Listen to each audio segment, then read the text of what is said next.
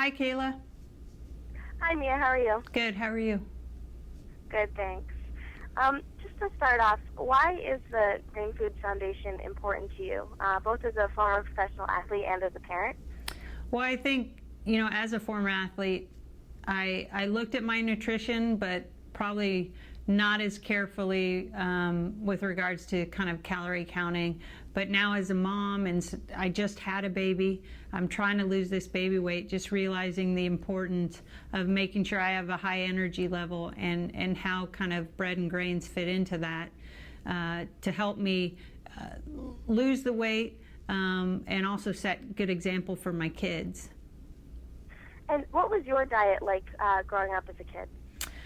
It was actually very good because my mother, she was a ballerina, and we ate very well. So it was one of those things, we had equal parts or a balance of making sure we had fruits and vegetables and a protein and a grain or a whole grain on our plate at every meal. Okay. And so does your children's diet differ much from that, from yours as a kid?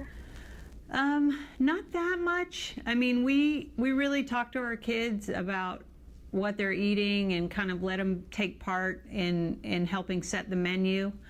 So they get excited about doing that. They love to help, whether it's putting a piece of toast in the toaster or, kind of whipping up the eggs in the morning. They really want to be a part of it. And so do you have any tips for other parents that maybe are struggling to get their children to eat well and eat enough grain foods? Well, I think have them be a part of it. I think, I know my kids, I have girls that are 5, and they're really kind of searching for that independence. And I think the more opportunity you get them to take part in what they're doing and they feel empowered, and especially when it comes to their health and wellness, and understanding the importance of a balanced diet and how grains fit into that is awesome.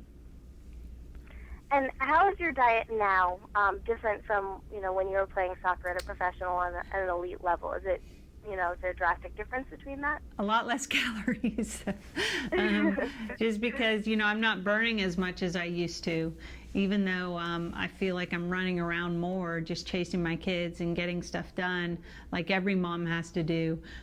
But I'm not running 8 to 10 miles a day with during a game or at a practice where you're training and then you have strength training afterwards. You're trying to fit those in the course of a day of being a mom, and so that's one of the biggest differences, and resisting the urge to kind of cheat, take the easy way out, and really looking, this is kind of our long-term health, and for me it's setting an example for my kids, but also making sure now that I'm 40 and for the rest of my life, continue to live a healthy lifestyle.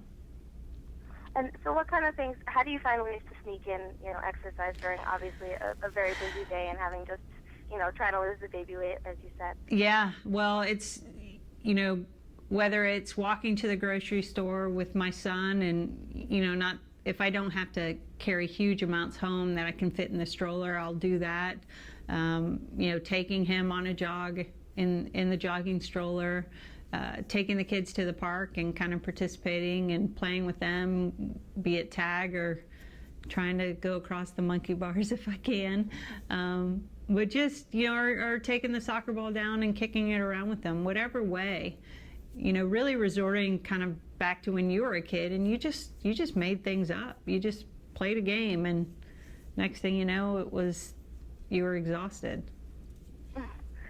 And so what are some, I guess, easy ways for people to get all 6 servings of grain foods that are, recommended every day? Because sometimes it's not so easy to get those into every meal. Yeah, well, I think what I would find probably more interesting is the fact that a lot of people either have too many, and in terms of their overall health and diet during the day. But you're right, making sure a great place to go to find out what the servings are, the 6 1-ounce servings, but also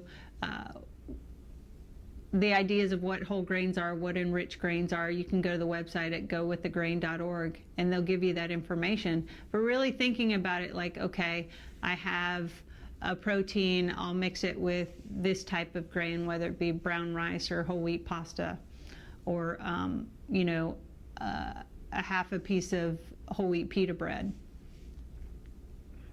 And something that actually personally affects me, and I know a lot of other people as well, it's become more popular over the last few years to go gluten-free, whether it's by choice or necessity. Do you know, I mean, is there information on the website? Do you know if there are good options for people who are gluten-free to get those grain servings? Well, I think definitely go on the website, but also talk to your doctor about that. Because like you said, some are by choice, some are necessity. And I'm always a big believer in your healthcare provider, really being proactive with your health and talking to your doctor, creating that open line of communication to get the best information from them. Mm-hmm. And so you're talking about cheating a little bit. Do you find if on days where you don't eat as well, your energy levels just aren't quite the same? Yes. Whether it's, and mostly when it's not balanced, when I kind of go too heavy on one, or just, a lot of the times when I just when I eat too much of the wrong thing. So for me, post-career, it's really been about portion control and making sure those portions are equally distributed the way they're supposed to be in the dietary guidelines. And how was that transition for you, going from, eating many more calories a day to having to cut back on that? Was that a difficult transition to make once you retired? It was, because I love food. I mean, I joke now, I play for the Thai. I love working out and the way it makes me feel, but I also, I love to eat. I love to cook and find new and healthy recipes that taste great for myself and for my family. Okay, great. Well, those are all the questions I had for you today. Thank you. Thank you. Thank you so much, Mia. All right, take care.